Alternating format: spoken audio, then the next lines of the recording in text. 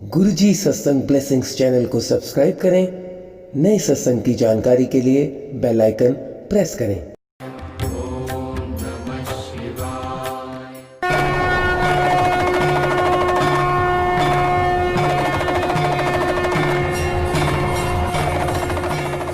ओम श्री गणेशाय नमः।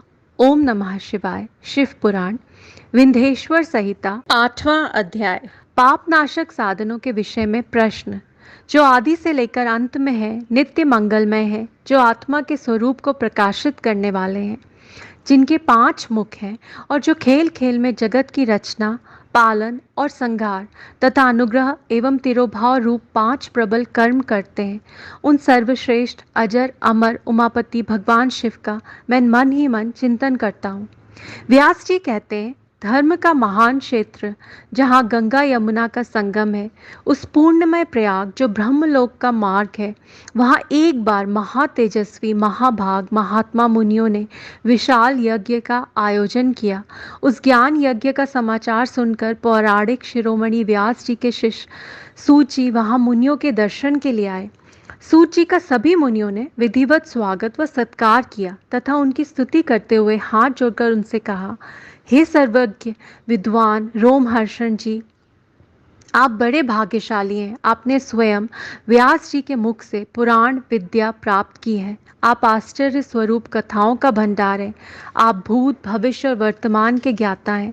हमारा सौभाग्य है कि आपके दर्शन हुए। आपका यहाँ आना निरर्थक नहीं हो सकता। आप कल्याणकारी हैं। उत्तम बुद्धि वाले सूत जी, यदि आपका अनुग्रह हो तो गोपनीय होने पर भी आप हमारे शुभाशुभ तत्व का वर्णन करें, जिससे हमारी तृप्ति नहीं होती और उसे सुनने की हमारी इच्छा ऐसे ही रहती है। कृपा कर उस विषय का वर्णन करें।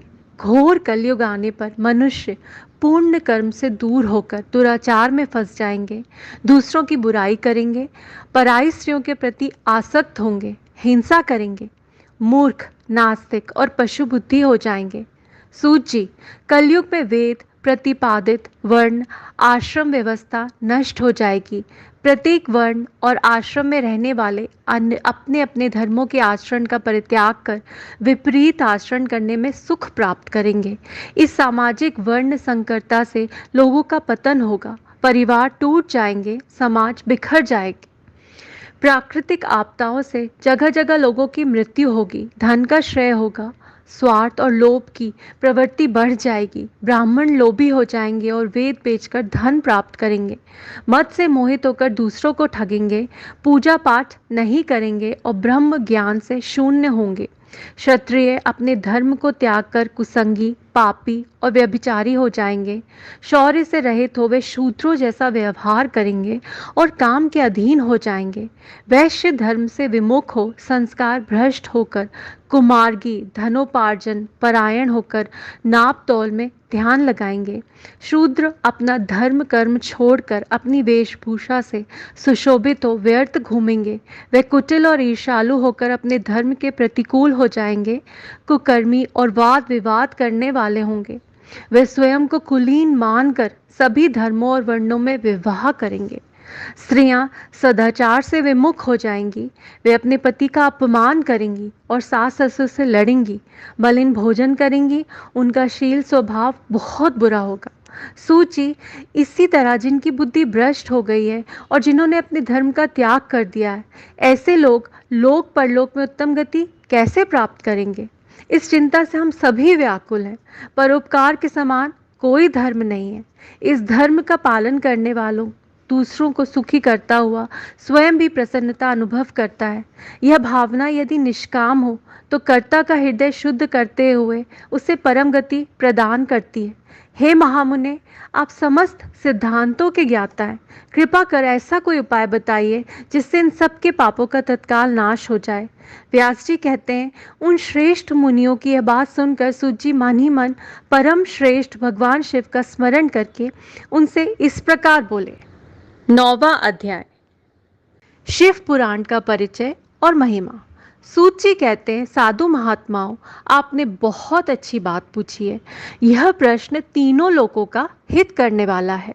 आप लोगों के स्नेहपूर्ण आग्रह पर गुरुदेव व्यास का स्मरण कर मैं समस्त पाप राशियों से उद्धार करने वाले शिव पुराण की अमृत कथा का वर्णन कर रहा हूँ। ये वेदांत का सार सर्वस्व है। यही परलोक में परमार्थ को देने वाला है तथा दुष्टों का विनाश करने वाला है।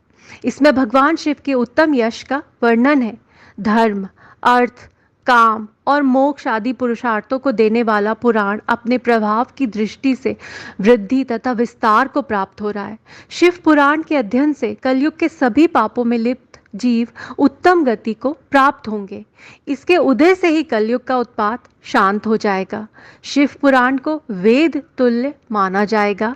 इसका प्रवचन सर्वप्रथम भगवान शिव ने ही किया था। इस पुराण के 12 खंड या भेद है। ये 12 संहिताएं हैं। विदेश्वर संहिता, रुद्र संहिता, विनायक संहिता, उमा संहिता, सहस्त्र कोटि रुद्र संहिता, एकादश रुद्र संहिता, कैलाश संहिता, शतरुद्र संहिता, कोटि रुद्र संहिता, मात्र संहिता, वायवीय संहिता तथा धर्म संहिता। विदेश्वर संहिता में 10,000 श्लोक है। रुद्र संहिता, विनायक संहिता, उमा संहिता और मात्र संहिता प्रत्येक में 8-8 हजार श्लोक है। एकादश रुद्र संहिता में 13,000, कैलाश संहिता में 6,000, शतरुद्र संहिता में 3,000, कोटि रुद्र संहिता में 9,000, सहस्त्र कोटि रुद्र संहिता में 11,000, वायवीय संहिता में 4,000 तथा धर्म संहिता में 12,000 श्लोक हैं। मूल शिव पुराण में कुल 1,00,000 श्लोक है, परंतु व्यास जी ने इसे 24,000 श्लोकों में संक्षिप्त कर दिया है। पुराणों की क्रम संख्या में शिव पुराण का चौथा स्थान है, जिसमें 7 संहिताएं हैं। पूर्व काल में भगवान शिव ने 100 करोड़ श्लोकों का पुराण ग्रंथ ग्रंथित किया था। सृष्टि के आरंभ में निर्मित यह पुराण साहित्य अधिक विस्तृत था। द्वापर युग में द्वैपायन आदि महर्षियों ने पुराण को 18 भागों में विभाजित कर 4,00,000 श्लोकों में इसको संक्षिप्त कर दिया। इसके उपरांत व्यास जी ने 24,000 श्लोकों में इसका प्रतिपादन किया। यह वेद तुल्य पुराण विदेश्वर रुद्र संहिता, शतरुद्र संहिता, कोटि रुद्र संहिता, उमा संहिता, कैलाश संहिता और वायवीय संहिता नामक 7 संहिताओं में विभाजित है। यह 7 संहिताओं वाला शिव पुराण वेद के समान प्रामाणिक तथा उत्तम गति प्रदान करने वाला है। इस निर्मल शिव पुराण की रचना भगवान शिव द्वारा की गई है तथा इसको संक्षेप में संकलित करने का श्रेय व्यास जी को जाता है। शिव पुराण सभी जीवों का कल्याण करने वाला, सभी पापों का नाश करने वाला है। यही सत्पुरुषों को कल्याण प्रदान करने वाला है। यह तुलना रहित है तथा इसमें वेद प्रतिपादित अद्वैत ज्ञान तथा निष्कपट धर्म का प्रतिपादन है। शिव पुराण श्रेष्ठ मंत्र समूहों का संकलन है तथा यही सभी के लिए शिवधाम की प्राप्ति का साधन है। समस्त पुराणों में सर्वश्रेष्ठ शिव पुराण ईर्षा रहित अंतःकरण वाले विद्वानों के लिए जानने की वस्तु है। इसमें परमात्मा का गान किया गया है। इस अमृतमय शिव पुराण को आदर से पढ़ने और सुनने वाला मनुष्य भगवान शिव का प्रिय होकर परम गति को प्राप्त कर लेता है। हर हर महादेव।